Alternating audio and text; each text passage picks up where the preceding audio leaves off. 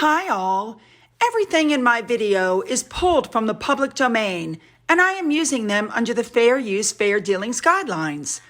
Everything I say is my own opinion. You should look into this information for yourselves, but I'm pretty sure I'm right. Good morning, everybody. This is going to be one of my shorter videos. We're just going to cover just a few topics and make it short and sweet today. I hope that's okay with everybody. So let's jump right in and get there, shall we? Let's go. In yesterday's video, I posted about the fact that it's being rumored allegedly that Harry and Meghan want to move from their house. And I pointed out all the expenses that were involved. And you guys had a lot to say, including pointing out that they were spending millions on their PR team. But you guys, once again, were very opinionated. And here's what you had to say. Puff Piece pointed out that Archer will only brought in the $50,000 and they have to pay their staff. That's something I also didn't consider, which means that the staff salaries probably came out of their own pockets, Harry and Meghan's pockets. Stephanie Newhouse pointed out that I forgot about the taxes. They have to pay state taxes, federal taxes. They have to pay taxes on the money that he has that's in Britain. Yeah, the tax man's coming a knocking and there's no way to stop that one. Cecile White pointed out that they actually never owned the house. It was one of those rent to, lease to buy deals where you pay the money, but you don't actually own the house until it's paid off. And there could be something to that, considering the fact that the house was still available for rent and it never was in their name. Mia pointed out that she told James Corden that they were done moving. Remember that one? Spot on, Mia. And Louis Langley pointed out that maybe Harry is finally realizing that the palaces, jewels, antiques, staff, clothes, cars, polo ponies, travel, security, everything that he took for granted as a royal costs money. And the rest of the royal family is earning their keep through service to the nation and the Commonwealth. It's a privileged life that comes with sacrifice, and that maybe he didn't take history at his expensive school, to which there was a reply that said, yeah, he took history, but let's not forget, he was caught cheating. Spot on. Moving on to our next story. I loved this. I don't know if you guys saw it, but this was just the cutest story. So this story is about a young lady from Ohio who wrote a letter to the palace and put a photo of her 1-year-old daughter styled as the queen. She's got the light blue double-breasted overcoat with the hat and the wig and the pearls. She's absolutely adorable. And she's standing next to corgis. I mean, how freaking cute is that? Okay, so even cuter or sweeter is that the palace wrote back to this family. So a lady in waiting wrote back and said, the queen loved the letter, she loved the photo, and she's going to add some information about the royal pets because, we all know the queen has her corgis. How sweet is that? These are the kinds of stories that I wish we could see more of. You know what I'm saying? All right, time to move on to our next story. I spoke yesterday about the fact that Harry and Meghan are keeping their diary open so that they'll be available for the Platinum Jubilee next year, or actually I should say this year, because we know that they have to keep that connection with the royal family no matter how tenuous.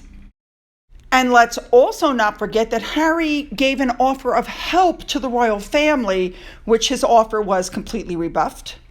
Okay, you're going to have to call me stupid on this one because I knew that this was going to be a big celebration, but I don't think I realized how big. Obviously, I don't live in the UK. I'm not, in on all the ends. But as I'm reading things like this, that they're lighting beacons across the UK and they're doing all these things, I'm beginning to realize just what a big, big, big deal and the wonderful things that they're going to be doing for the Platinum Jubilee. And as a result, it's coming back more and more to me why Harry and Meghan really want to go to that one.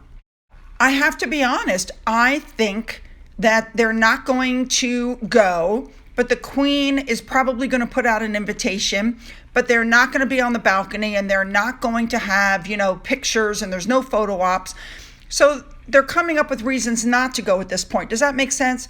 So anyway, when I see the article above, there's an awkward schedule clash That basically is them saying either number one, we're not getting invited, or number two, since they won't let us tape or take pictures, it's not worth our effort to go.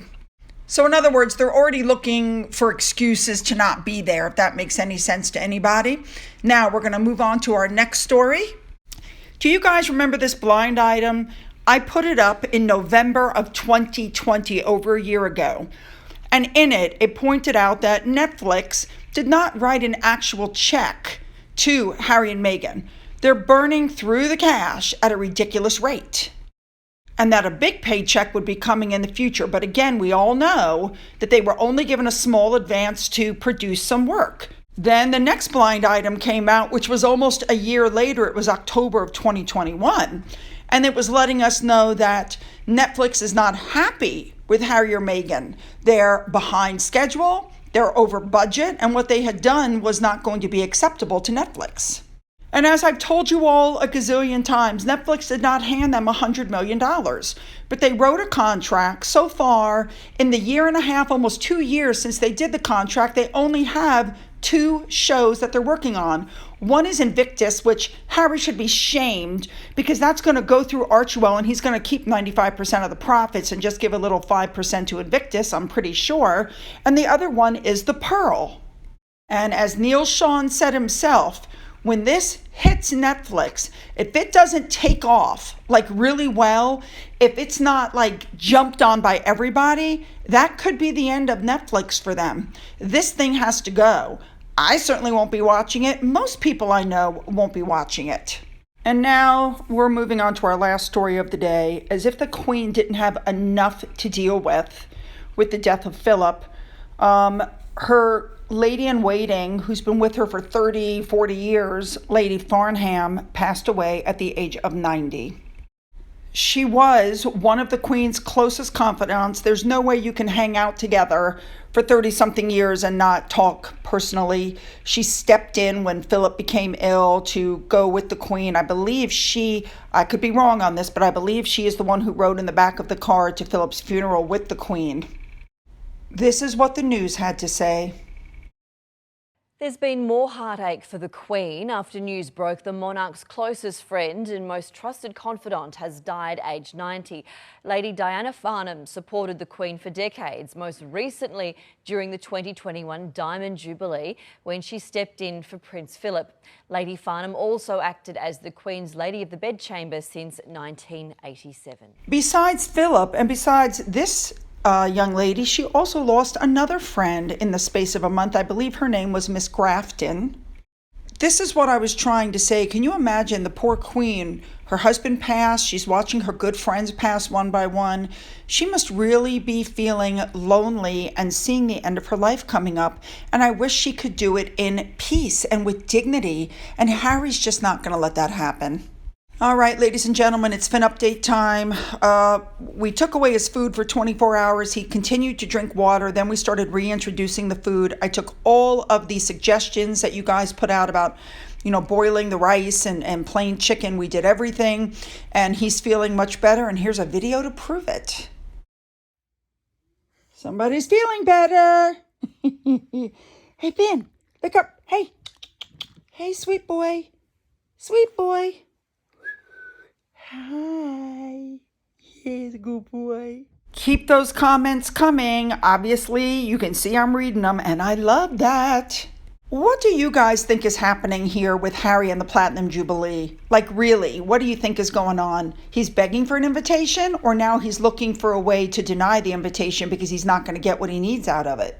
Don't forget to hit the subscribe button and the bell to be notified of future uploads.